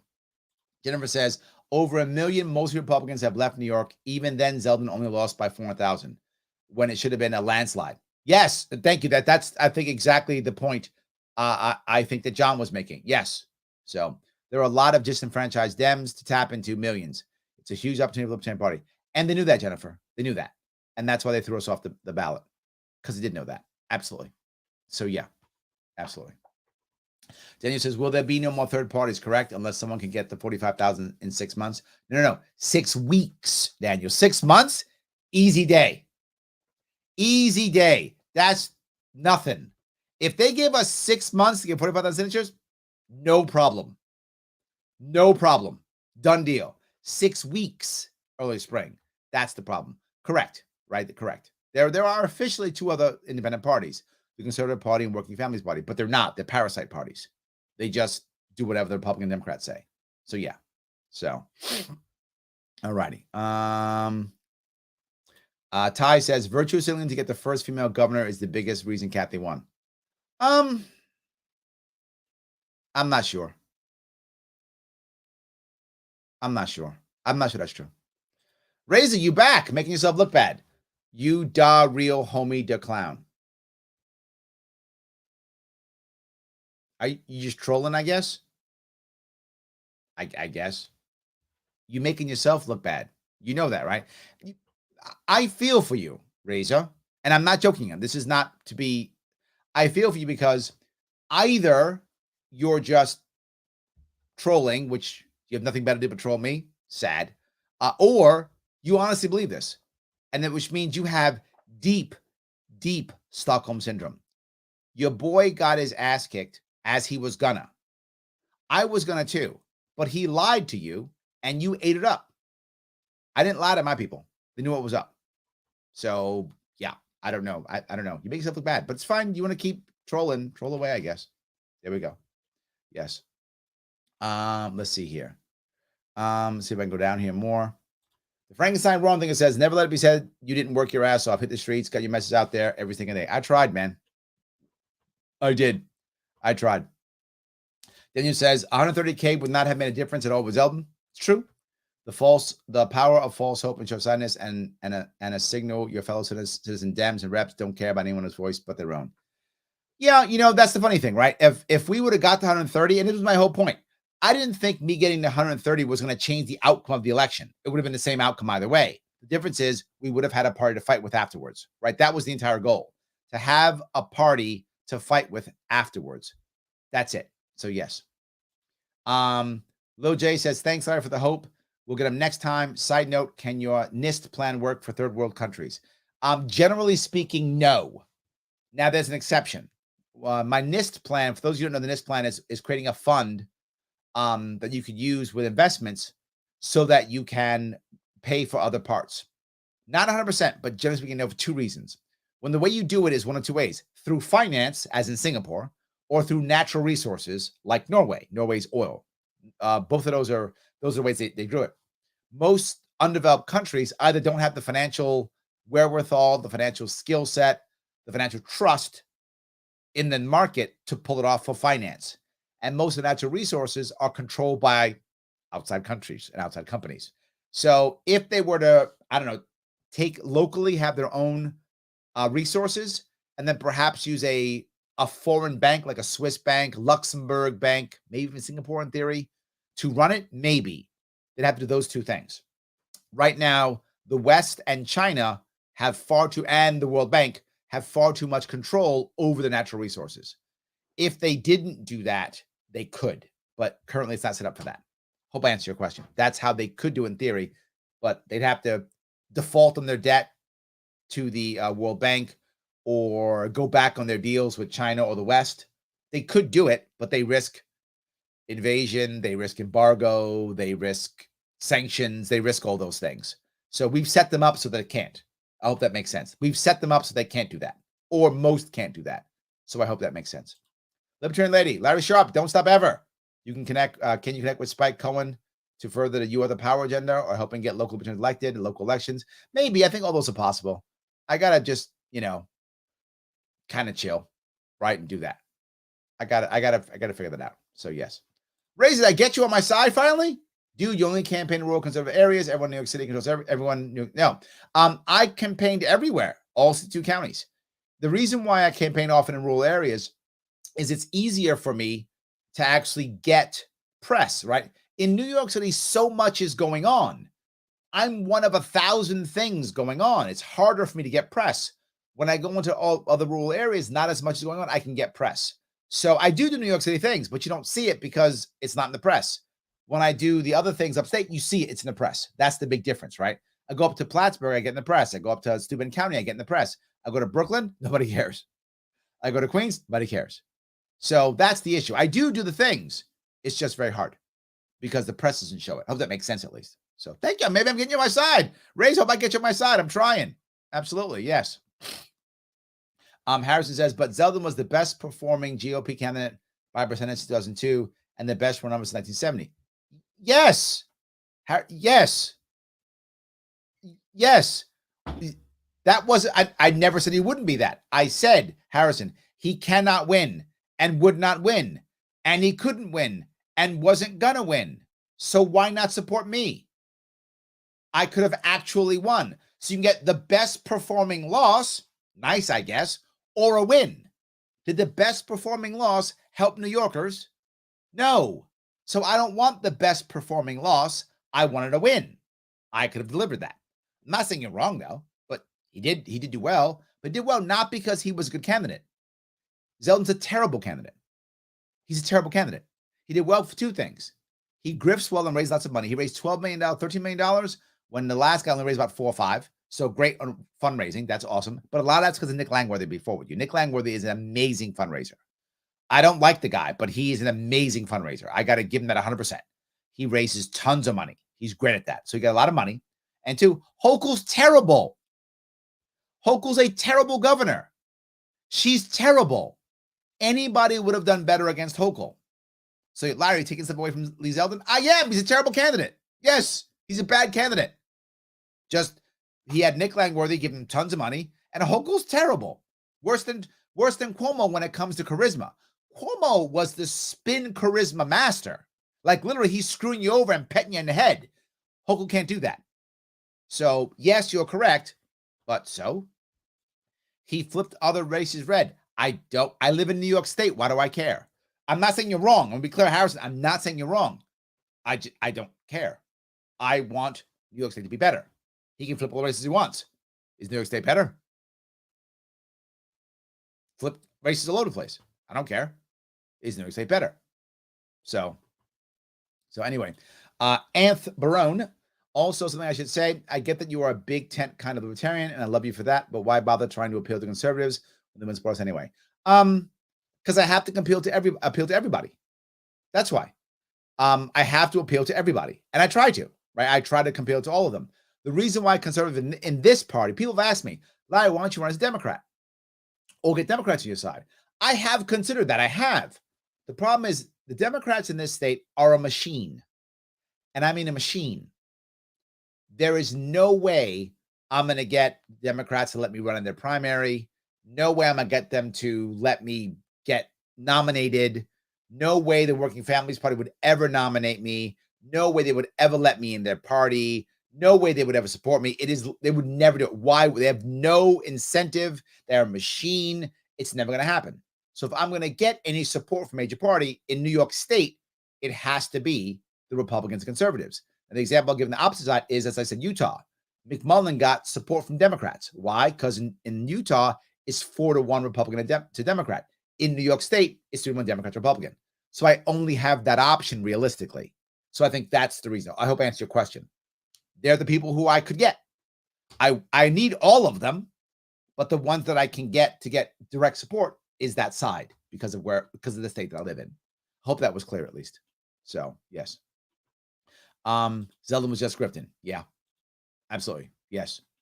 So I want government money to give to my friends. Me too. Me too. Yeah. Absolutely. Yes. Absolutely. Yes. I love that. So yeah, that's very good. Larry Sharpe X forward. I was considering, right, forward too, and I still am open to the forward concept, right? I am. I just don't know where it's going. I don't know where it's going. I'm open to the concept. I want the best vehicle for us to move forward in New York. Pun intended. That's always been the Libertarian Party. If we can't Libertarian Party up, would I go forward? I don't know. I'm open to the idea of doing a forward run in New York State. I'm open to that. If we couldn't get Libertarian, I'd be open to the concept of it. But forward is not really us. Like forward's like, I don't know. If forward would allow me to just be me, only having to take their program, I mean the ballot access, ranked choice voting, open borders. Oh, open borders. Yeah, that too. But open primaries. If it was that one, maybe. Everything would have to go right for that, if that makes any sense. Everything would have to go right. Maybe. Look, right now I'm open to a lot of stuff, but it would really have to flow perfectly for me to go there. That's the issue. It would have to really flow exactly right. So, Tal says, Tennessee's nice, Texas is better. Yes. I know. Tennessee's calling me. It is. Chattanooga's calling me. Maybe. I don't know. William says, thanks for not giving up, Larry. Teddy Roosevelt's Man in the Arena comes to mind. Thank you, my friend. Yes. So, all right. Sam says, Larry, you're the only Libertarian worth voting for. Thank you. The system is very rigged. Lots of results. We need to get you into a seat upstate. We'll think about that. Yes. Joel says the Republicans should have cross-endorsed you since the beginning. Yes, I would have won. I literally would have won if they would have done that. Yes, I would. Yes, you're totally right. I would have won. No doubt. Yes. So, all right. Shelly says, get a press pass, Larry, with these people who part with facts. It's kind of funny. I like that idea. Yes. Yes. Let's see here. The best will be when Donald runs in 2024 and matching funds forces New York to subsidize his campaign. That's actually funny, right? Yes, I love that. No, look, I'm going to make it. I'm going to make the call already. I made the call before. I said this months ago, and I'll say it again. I still think my prediction, 2024, Donald Trump will not be the Republican nominee and Biden will not be the Democrat nominee. That's what I believe. I said it years ago. I said it months ago. I'll say it again. I think Donald Trump will not be the Republican nominee in 2024, and I think Joe Biden will not be the Democratic nominee in 2024. So Jason says, move to Austin. I'll treat you to barbecue. I might come by. Absolutely. Yeah, I might come by. I like that. So Almighty Buffalo says, New York doesn't deserve you. Move to California. Replace Newsom. You got a great guy in California. You got Jeff Hewitt. You got a great guy in California. Grab him. I love Jeff. Use him instead. You already got a guy. I do like that. So yes. All righty. Karen says, I'm moving to a new town. The first order of business is to attend the town hall meetings and learn the lay of the land. Thank you, Karen. That's the right answer, right? Yes. You begin to understand what's going on before you make it, the next step. 100%. Yes. 100%. So, all righty. William says, I got involved with the LP candidate for Congressional District 6 in North Carolina. Thomas Waltercott got 2,770 votes, but better news, no write-ins? He was indeed the better choice for those disaffected by the establishment parties who'll be running again in 24. Nice. Look, everyone we do is good. Let's do more and more and more, right? The more we can do, the better, right? The more we can do is better. Nicholas says, wrote your name in for governor on the ballot. So did my wife, Valerie. Thank you. I appreciate that. Yes. Everyone really counts. I do appreciate it. 100%. Yes. So Dan Tuck says, here's the thing. Keep in mind, Ron Paul had no chance in 2008, but his campaign did a very important thing. It caused people to ask questions of things we've accepted for generations in red states anyway. It actually made some subtle changes because Republican voters are not nearly as loyal as Democrat voters, even the absent tangible victory. You keep important questions coming up. Look, the reality is I do hope that I have inspired others. I hope I have. Right? I do hope I've inspired others. Maybe I'm running again, maybe I'm not, but either way, I hope others will learn from my errors, right? Look at my errors and go, Larry screwed up here. Let's not do that, right? Let's do something else. That was the wrong thing. I really hope that we can do that. I do. We'll see. Garrett says we need more Larry Sharpes. Everyone in this country, keep up the good fight. Fix the corporate system. Thank you. I appreciate it. Yes, we are still there. So we keep moving. I do appreciate that. Oh, you guys like my wife. Thank you. Yes, that was nice. Be good to her. Yes, because if you mean to her, she'll never let me run again. So yes, absolutely. So all righty. See if I can grab some more about that. Michael says, do that open letter about judges. I am thinking about it. I think it's probably the right answer. Because there is a lot of problems, right? Ryle says, I called the Fulton County Board of Elections this morning, asked them about counting your votes. They told me they had better things to do with the state. Of course they do. Because who cares? Absolutely. Yes. Oh, Tim O'Connor is tenacious. I like that. That's good. That is good. Yes. So he says, Tim, Kevin, Wilson, and Brian. Yes, my God, thank you. Brian LaRusso, another great guy out there, putting stuff together, having people show up, talking to people, trying to make things work. Thank you, Shelly. You're absolutely correct. Brian LaRusso donated to, and trying to get things going locally with he's actually right now has a, hold on. He has a homeschooling community center. Brilliant. Yes. So great. Kevin Wilson's always showing up. I mean, that guy's been around. He shows up to the events. He does the hard work. He's run for office. Kevin Wilson too. I mean, he does a free solution with me and Tim. Yes. Yeah. Thank you, Shelly, for that. 100%. I mean, and Kevin's had to go through having a baby. Not personally, but yes, having a baby and still, having to do the work. So of course, Kevin, thank you so much. Yes, thank you for that. And Brian LaRusso. There we go. I appreciate that. Yes. So Robert Brown says, hey, Larry, I wrote you in and voted for you in the Bronx. You hit the 5 boroughs hard until 26. It's tough to hit the boroughs, but yes. I mean, because we do, right? We do. It's just difficult. Yes. So, yes, James and Andrew. Beeler, yes, both of you guys. Oh, my God, Allegheny County. Went to the farm more than once. Jarrow Farms, by the way. Jarrow Farms is wonderful. If you can go there, get some great stuff, go there. Get some homemade stuff. It's wonderful. I've seen where they make the stuff. It's like homemade, like they make it there. So if you want to have a Jarrow Farms, Allegheny County, please do that. Yeah, very supportive. Donate. Andrew drove like for days. So awesome. Was one of my drivers. Michelle, yes, Michelle drives, helps out, does whatever she can. And she's an online warrior. Michelle, thank you so much. Absolutely. And Jamie, yes, also out there doing the work. Thank you, Daniel, for bringing it up. I can't remember everybody, so I appreciate you doing that. Yes, all these guys, so insanely crazy, doing so much, stuff to get things done. I appreciate that 100%. Yes. Justin says, I think hearing your emotions behind this refusal to quit really speaks to your feelings regarding another candidate in Arizona dropping out after the pressure put on. I'm glad you didn't. I was not happy about that, Justin. You are right. I am not happy about that. And some people take it the wrong way. They say, well, Larry, are you saying you can't, back other people? You can if you want to.